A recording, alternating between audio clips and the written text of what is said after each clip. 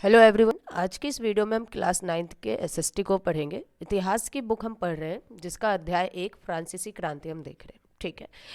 और आज के वीडियो में हम 3 और 5 अंक वाले सभी प्रश्नों को करेंगे जो कि हमारे सपोर्ट मटेरियल में दिए हुए हैं। तो सपोर्ट मटेरियल के क्वेश्चन आंसर्स को हम डिटेल आंसर के साथ यहाँ पे डिस्कस करेंगे, ठीक है। और देखो, आगे बढ़ने से पहले मैं आपको बता दूं, इसी चैप्टर के नोट्स ऑलरेडी हो चुके हैं, ठीक है। डिटेल में समझाया हुआ है नोट्स को भी चैप्टर के साथ। एमसीक्यू हो चुका है जिसमें हम लोगों ने 50 एमसीक्यू को डिस्कस किया हुआ है। और इस चैप्टर की क्वेश्चन आंसर वाली एक और वीडियो आई है जिसमें हमने 1 मार्क्स वाले जितने भी क्वेश्चंस हैं उनको हमने डिस्कस किया हुआ है। तो ये जो है 4th वीडियो है ना। तो अगर आपने बाकी की वीडियोज़ को नहीं देखा है तो आप वहाँ से जा करके देख सकते हैं। इसी वीडियो के नीचे डिस्क्रिप्शन बॉक्स में इन सारे वीडियोज़ का लिंक आपको मिल जाएगा, ठीक है। तो चलो फिर टाइम नहीं बर्बाद करेंगे, आज की वीडियो को स्टार्ट करते हैं।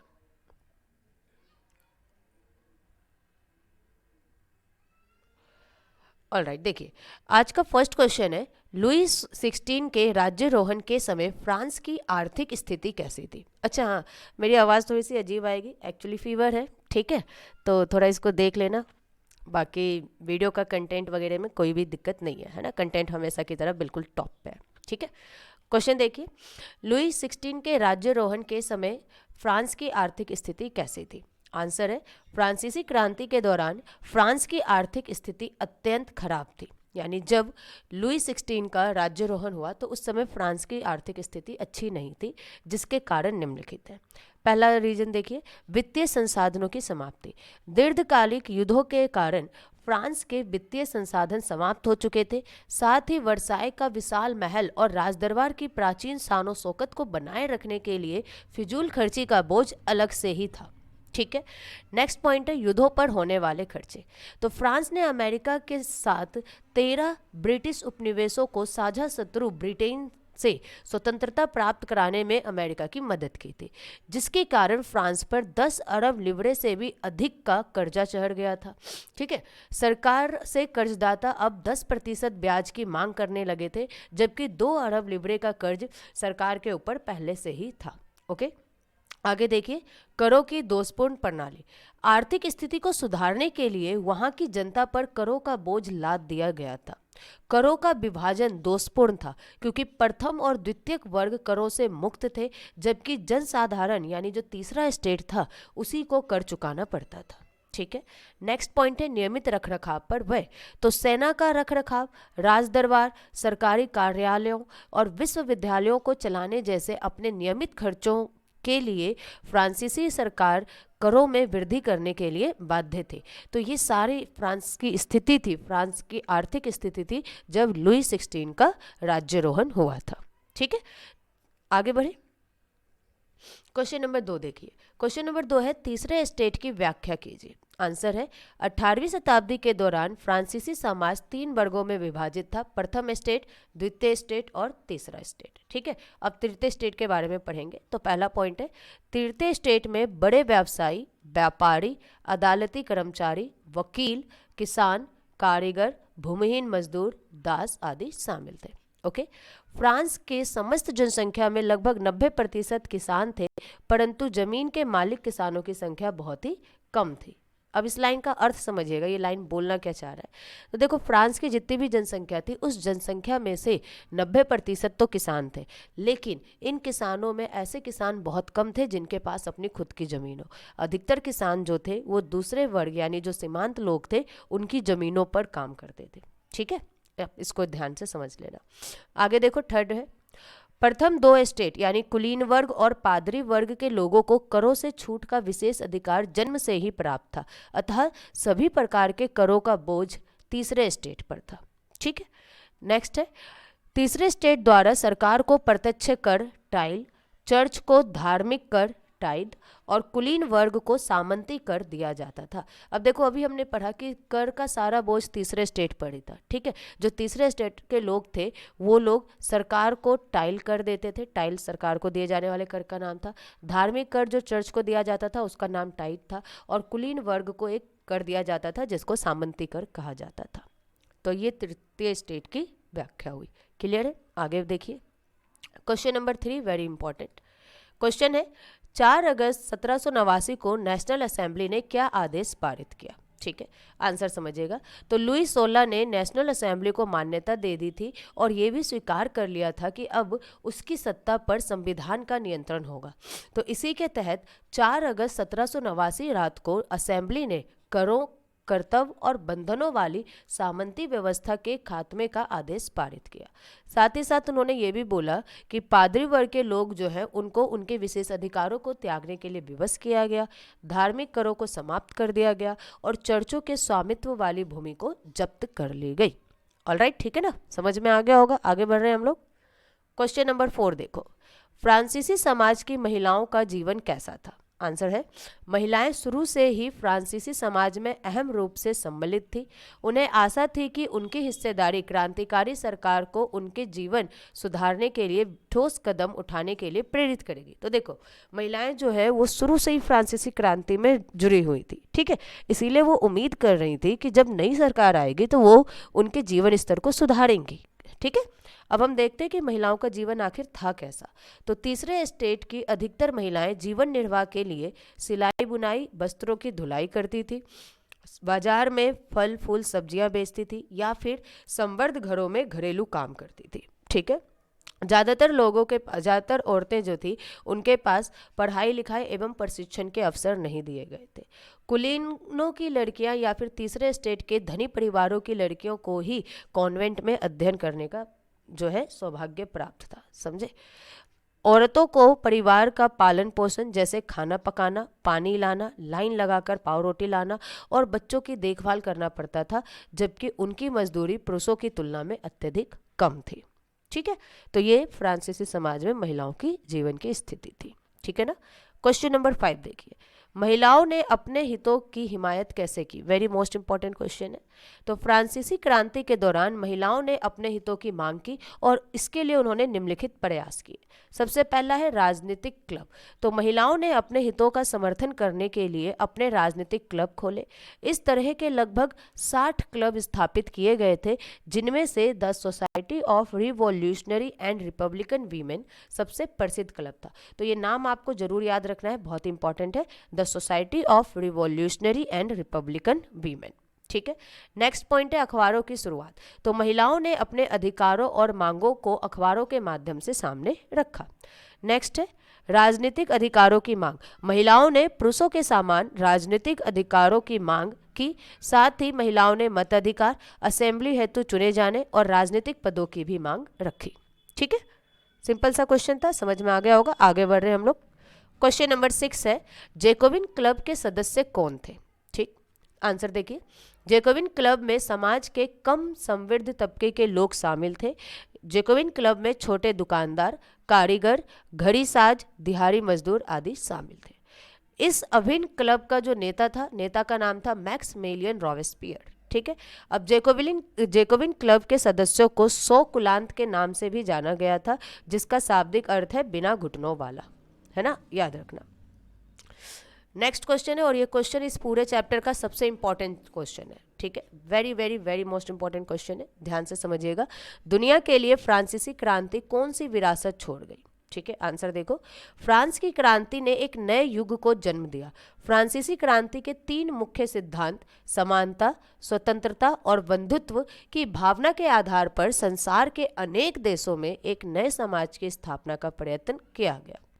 अब हम सारे जो है इन सारे पॉइंट को एक एक करके डिटेल में पढ़ते हैं। ठीक है, तो सबसे पहला पॉइंट है हमारे पास स्वतंत्रता का विचार। स्वतंत्रता फ्रांसीसी क्रांति का एक मूल सिद्धांत था। इस सिद्धांत से यूरोप के लगभग सभी देश प्रभावित हुए थे। नेक्स्ट है हमारे पास समानता का सिद्धांत। तो फ्रांसीसी क्रांति के बाद सभी के लिए समान कानून बनाए गए, जिससे वर्गों के बीच के भेदभाव को मिटाया जा सके। नेक्स्ट है बंधुत्व की भावना। तो बंधुत्व फ्रांसीसी क्रांति की देन है, जो विश्व भर में लोगों के बीच भाईचारे की भावना को विकसित करती है। प्रजातांत्रिक विचार। तो देखिए ये इंपॉर्टेंट है ना, फ्रांसीसी क्रांति ने निरंकुश शासन का अंत कर दिया और इसके स्थान पर लोकतांत्रिक व प्रजातांत्रिक शासन की स्थापना की। और लास्ट है सामंतवाद का अंत, यानी फ्रांसीसी क्रांति के विचारों के प्रभाव से यूरोप में सामंती व्यवस्था का अंत हुआ। क्लियर है? बहुत ही इंपॉर्टेंट क्वेश्चन था, इस क्वेश्चन को 2-3 बार पढ़ लेना, बहुत ज़्यादा इंपॉर्टेंट है, एग्जाम में इस क्वेश्चन के आने के 100% चांस है। आगे बढ़ रहे हम लोग, क्वेश्चन नंबर 8। 8th क्वेश्चन दिया है हमें, नेपोलियन के उदय को कैसे समझा जा सकता है? आंसर समझिए। तो जैकोबिन सरकार के पतन के पश्चात कार्यपालिका डायरेक्टरी के पास अब सत्ता आ गई थी, लेकिन ये जो डायरेक्टरी थी इसकी राजनीतिक अस्थिरता ने ही फौजी तानाशाह नेपोलियन बोनापार्ट के उदय का रास्ता खोल दिया। ठीक है, तो नेपोलियन बोनापार्ट ने 1804 में स्वयं को फ्रांस का सम्राट घोषित कर दिया। इसने पड़ोस के यूरोपीय देशों की विजय यात्रा प्रारंभ की और नए साम्राज्य तैयार किए तथा उनकी बागडोर अपने खानदान के लोगों के हाथ को सौंप दी। ठीक है, नेपोलियन स्वयं को यूरोप के आधुनिकीकरण का मसीहा मानता था। उसने निजी संपत्ति की सुरक्षा के कानून और दशमलव पद्धति पर आधारित नापतोल की एक समान प्रणाली को चलाई। और देखिए अंत में 1815 में वाटरलू के युद्ध में नेपोलियन की पराजय हुई और इसी युद्ध के दौरान उसकी मृत्यु भी हुई थी। ठीक है, आगे बढ़ रहे हम लोग क्वेश्चन नंबर 9। तो 9th क्वेश्चन ये फिर से इंपॉर्टेंट है, इसमें जो है तीनों राइटर और बुक के नाम है, तो इन तीनों बुकों को आप अच्छे से याद कर लेना। ठीक है, क्वेश्चन है फ्रांसीसी क्रांति में दार्शनिकों का योगदान का वर्णन कीजिए। आंसर देखो, फ्रांसीसी क्रांति में महान दार्शनिक John Locke, Jean Jacques Rousseau और मॉन्टेस्क्यू का योगदान महत्वपूर्ण है। इन दार्शनिकों ने फ्रांस में स्वतंत्रता, समान नियमों एवं समान अवसरों के विचार पर आधारित समाज की कल्पना की। अब यहाँ से जो है ये पॉइंट नंबर 3, 4 और 5 है, इसमें इन तीनों दार्शनिकों की पुस्तकों का नाम है, तो आप इस पॉइंट को ध्यान से सुनना। टू ट्रीटेटाइज ऑफ गवर्नमेंट में लॉक, ये लॉक की पुस्तक है, तो लॉक ने इस पुस्तक में राजा के देवी और निरंकुश अधिकारों के सिद्धांत का खंडन किया। रूसो ने लॉक के इसी विचारों को आगे बढ़ाते हुए जनता और उसके प्रतिनिधियों के बीच एक सामाजिक अनुबंध पर आधारित सरकार का प्रस्ताव रखा। तो देखो रूसो की जो पुस्तक है उसका नाम है सामाजिक अनुबंध। आपकी बुक में जो है सोशल कॉन्ट्रैक्ट लिखा हुआ है, जो कि इसी का इंग्लिश नाम है। तो आपके एग्जाम में सोशल कॉन्ट्रैक्ट करके भी आपसे पूछ सकता है और सामाजिक अनुबंध के नाम से भी पूछ सकता है, तो आप दोनों ही नाम याद रखना। ठीक है, रूसो की पुस्तक का नाम द सोशल कॉन्ट्रैक्ट या फिर सामाजिक अनुबंध। ठीक है ना, आप दोनों हिंदी इंग्लिश दोनों याद रखना। आगे देखिए, मॉन्टेस्क्यू ने अपनी पुस्तक The Spirit of the Laws नामक रचना में सरकार के अंदर विधायिका, कार्यपालिका और न्यायपालिका के बीच सत्ता के विभाजन की बात कही। अब दार्शनिकों के इन विचारों पर कॉफी हाउस और सैलूनों की गोष्ठियों में गर्मा गर्म बहस हुआ करती थी। लोग दार्शनिकों के विचारों को आपस में डिस्कस करते थे और इनके विचारधाराओं से बहुत ज़्यादा प्रभावित हुए थे। ठीक है, क्वेश्चन नंबर 10 है 1791 में फ्रांस में बनाए गए कानूनों की 3 विशेषताएं बताइए। देखो ये क्वेश्चन इंपॉर्टेंट है और ये क्वेश्चन 3 मार्क्स में तो आ ही सकता है, 5 मार्क्स में भी आ सकता है। ठीक है, इसीलिए मैं यहाँ पे 5 पॉइंट बता रही हूँ। अगर एग्जाम में ये क्वेश्चन 3 मार्क्स में आता है तो आप 3 पॉइंट लिखना, 5 मार्क्स में आएगा तो आप 5 पॉइंट्स लिखना। ठीक है, हम डिस्कस कर रहे हैं आंसर को, आंसर ध्यान से समझिएगा। तो हमारा क्वेश्चन क्या था, 1791 में फ्रांस में बनाए गए कानून। तो देखिए कानून की पहली विशेषता थी संवैधानिक गणतंत्र की स्थापना। तो कन्वेंशन जो कि 1791 के दौरान फ्रांस का जो है शासन संभाल रहा था, कन्वेंशन पार्टी, तो इसका प्रमुख कार्य राजतंत्र का अंत कर फ्रांस में संवैधानिक गणतंत्र की स्थापना करना था। शक्ति पृथक्करण का सिद्धांत, तो इस सिद्धांत के अनुसार फ्रांस को विधायिका, कार्यपालिका और न्यायपालिका में शक्तियों का बंटवारा किया गया। अभिव्यक्ति की स्वतंत्रता, फ्रांस में अब व्यक्तिगत स्वतंत्रता के साथ साथ फ्रांस के लोगों को अभिव्यक्ति की स्वतंत्रता भी दी गई। नेक्स्ट है हमारे पास निजी संपत्ति का अधिकार, तो फ्रांस के सभी नागरिकों को निजी संपत्ति रखने का अधिकार दिया गया। और आखिरी है हमारा मतदान का अधिकार, 21 वर्ष से अधिक उम्र वाले सभी पुरुषों को मतदान का अधिकार मिला, चाहे उनके पास संपत्ति हो या फिर ना हो। लेकिन यहाँ पे ध्यान देना, महिलाओं को और दासों को मताधिकार नहीं दिया गया था। महिलाओं को और दासों को मताधिकार नहीं दिया गया था, केवल पुरुषों को ही मताधिकार दिया गया था। ठीक है, आगे देखते हैं क्वेश्चन नंबर 11th क्वेश्चन है हमारे पास, जैकोबिन क्लब के सदस्यों को सौकुलांत क्यों कहा जाता था? आंसर देखिए, जैकोबिन क्लब के सदस्य गोदी कामगारों की तरह बिना घुटनों वाली धारीदार लंबी पतलून पहनते थे। अब देखो ये इस कपड़े को क्यों पहनते थे, तो अपने आप को कुलीनों से अलग करने का तथा कुलीनों की सत्ता की समाप्ति के ऐलान करने का ये उनका तरीका था। इस तरीके के कपड़े पहन करके ये दिखाना चाहते थे कि वो कुलीनों से अलग हैं और वो अब कुलीनों की सत्ता को समाप्त करने का ऐलान कर चुके हैं। ठीक है, अपने इसी बिना घुटने वाले पोशाक पहनने के कारण उन्हें सौकुलांत कहा गया, जिसका शाब्दिक अर्थ है बिना घुटने वाला। क्लियर है, सिंपल सा क्वेश्चन था। ये आज की वीडियो का अंतिम क्वेश्चन है, प्रश्न नंबर 12। क्वेश्चन है, क्या आप इस बात से सहमत हैं कि सार्वभौमिक अधिकारों के संदेश में नाना अंतर विरोध थे? नाना का मतलब यहाँ पे जो है ग्रैंडफादर नहीं है, नाना का अर्थ क्या है? कई प्रकार के,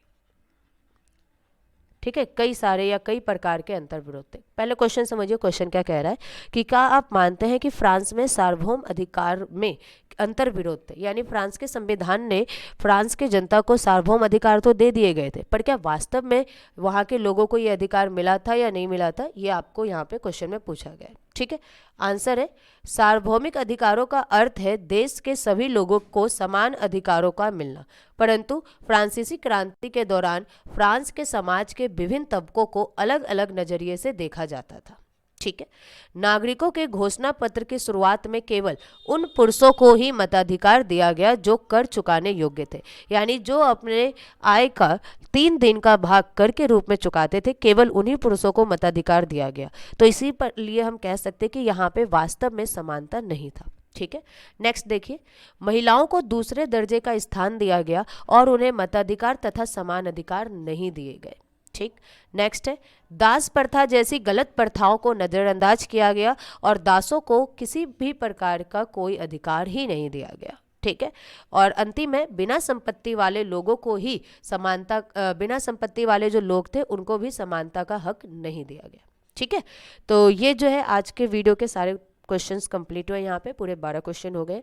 एक वीडियो हम लोग और देखेंगे, ठीक है, क्वेश्चन आंसर पे, जिसमें हम लोग टोटल 8 और क्वेश्चंस को करेंगे जो कि वेरी मोस्ट इंपॉर्टेंट होंगे, और ये पूरे लॉन्ग क्वेश्चंस वाले वीडियो होंगे। ठीक है, यानी 5 to 6 मार्क्स वाले। आज की जो वीडियो थी, आज की वीडियो में 2-3 ही क्वेश्चन थे जो 5-6 मार्क्स के थे, ज़्यादातर वीडियो के क्वेश्चन आज 3 मार्क्स वाले थे, है ना। तो आज की क्लास यहीं पर एंड करते हैं। ठीक है, वीडियो को देखने के लिए और चैनल को सपोर्ट करने के लिए थैंक यू सो मच।